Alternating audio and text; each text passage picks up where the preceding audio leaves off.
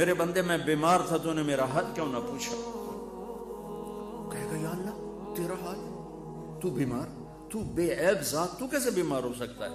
تو اللہ تعالیٰ فرمائیں گے اما علمت ان عبدی الفلان مرض لو عدته لوجدت ذلك عندي، تجھے پتہ نہیں چلا تھا میرا فلاں بندہ بیمار ہے؟ فلاں مسلمان کی بھی قید نہیں لگائی، رابعہ بصری کی قید نہیں لگائی، جنید بغدادی کی قید نہیں لگائی کہ میرا نیک بندہ فلاں، چاہے یہودی، چاہے عیسائی، چاہے دہریہ، چاہے مسلمان ہو کے چرسی بھنگی جواری شرابی کا بیمار تھا، اگر تو اس کا حال پوچھتا تو ایسا تھا جیسے تو نے میرا حال پوچھا۔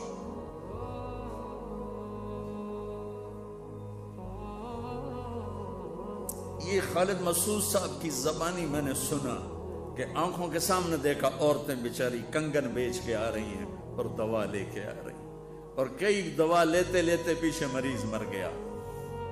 یہ رانجھا کو میں مسیحا کہتا ہوں، یہ تو مسیحا تھے، یہ پوری ایک ٹیم بنی جنہوں نے 5 سال یہاں مفت علاج کیے اور حجت قائم کی سارے ڈاکٹروں پر، قیامت کے دن یہ تمہیں پکڑیں گے اور ان سارے ڈاکٹروں کا گریبان پکڑیں گے جنہوں نے طب جیسے عظیم و شان شعبے کو کاروبار بنا دیا، تجارت بنا دی۔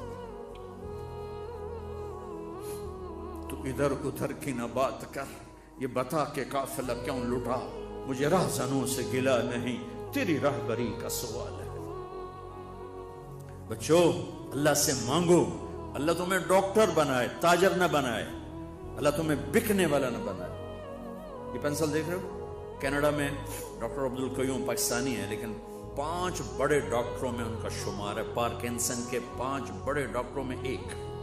میں ان کے ساتھ بات کر رہا تھا تو باتوں باتوں میں پاکستان کی میڈیکل کا تذکرہ شروع ہوا، تو انہوں نے یہ بال پوائنٹ اٹھائی اور مجھ سے کہا مولانا یہ ایک پینسل میں کسی میڈیکل ریپ سے لے لوں تو میں بلیک لسٹ ہو جاؤں گا، میں پریکٹس نہیں کر سکتا۔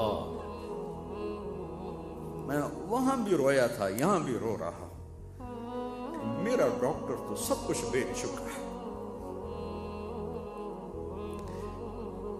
ایک امریکہ کے ٹرپ پر، ایک آسٹریلیا کے ٹرپ پر، ایک گاڑی پر، ایک کلینک کو فرنش کرنے پر، کیا موت کے بعد زندگی کوئی نہیں؟ قبر سے زندگی کا سٹارٹ نہیں ہے؟ حشر کے دن اللہ کے سامنے نہیں آنا، اللہ کے نبی کے سامنے نہیں آنا؟ بچوں کے لیے کر رہے ہیں، حسن حسین سے بڑے ہو، ہیں میرے بچے، ہائے حسن کے زہر میں تڑپتا میرا نبی دیکھ رہا ہے، اور حسین کی گردن کٹتے میرا نبی دیکھ رہا ہے، اور دھاڑ دھاڑ رو رہا ہے، دعا نہیں کی۔ ام سلمہ سے فرمایا آج ایک فرشتہ آ رہا ہے ملنے، دروازے پہ کھڑی ہو جاؤ، کوئی اندر نہ آئے۔ اتنے میں حسین آئے کھیلتے ہوئے، اندر جانے لگے، انہوں نے روک لی، وہ رونے لگے تو انہوں نے چھوڑ دیا۔ تھوڑی دیر میں اندر سے میرے نبی کے تڑپ تڑپ کے رونے کی آواز، بل بلا کے۔ حضرت ام سلمہ بھاگ کے گئیں تو دیکھا آپ نے حسین کو سینے سے لگایا ہوا اور یوں اس طرح، یہ مجھے دیکھو پوری باڈی ایسے ہل رہی تھی اور آپ پھوٹ پھوٹ کے رو رہے تھے۔ آپ فرمایا میرے جنت کے 2 پھول، میری جنت کی ٹہنیاں، میری بہار، میری دنیا کی بہار حسن اور حسین، میرے جنت کے 2 پھول حسن اور حسین۔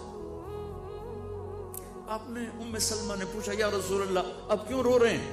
کہا ام سلمہ یہ فرشتہ مجھے کہہ رہا ہے میری امت میرے اس لال کو ذبح کر دے۔